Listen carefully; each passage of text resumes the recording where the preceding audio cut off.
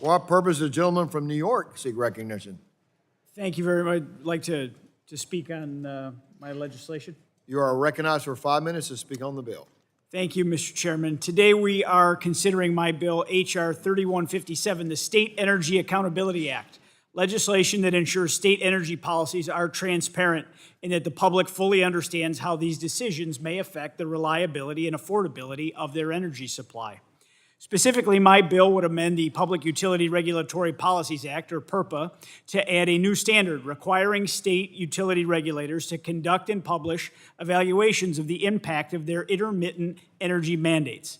These evaluations must assess long-term resource adequacy, the ability to meet demand during extreme weather or peak load, ratepayer impacts, and whether retiring baseload plants can realistically be replaced by resources that the state is requiring.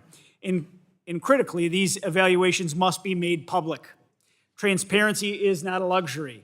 It's the minimum obligation policymakers and regulators owe to the people who will bear the cost and who depend on a reliable power grid.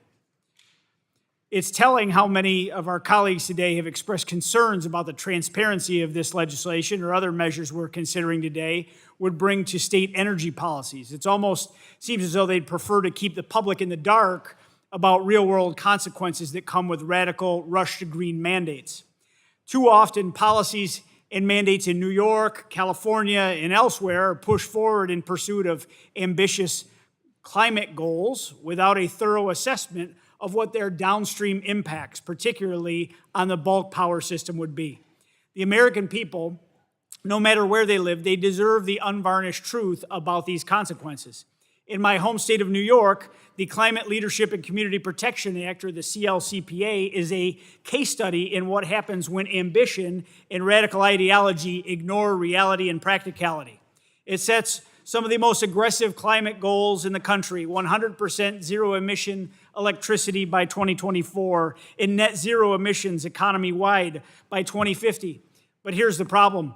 There's no clear, credible roadmap to get there without compromising grid reliability and affordability for millions of New Yorkers. Report after report from New York's ISO make it clear. Phase out of reliable baseload resources like natural gas is outstripping the build-out of any viable replacement. On its current trajectory, New York is heading straight for a serious capacity shortfall, especially during winter peaks or extreme weather. This is life-threatening. And then there's the cost. New York's own Climate Action Council has acknowledged implementation could run into the hundreds of billions of dollars. This is an economic burden that is already landing on the backs of families, small businesses, farmers, and seniors in my state. Americans deserve a clear understanding of how their energy policy decisions will impact their daily lives, their monthly bills, and their long-term quality of life. My bill, the State Energy Accountability Act, is so important that it doesn't ban renewable energy. It simply says if you're going to mandate it, you owe constituents the truth.